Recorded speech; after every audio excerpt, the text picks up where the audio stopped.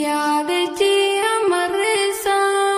maan dubbannee caljattee teessa maan dubbannee caljattee teessa beekaa beekumsa meeqa qabda garaa keessa nuu himi lakkoofsa nuu himi lakkoofsa ati gara jabeessa fakkeenyaan si kaasa akka Mustafaa Rawwee liqimsiteetu mateessa akka Mustafaa Rawwee liqimsiteetu mateessa akkaataan kee nama ajaa'ibsiisa Ilaahee koo nu baasi gumaasa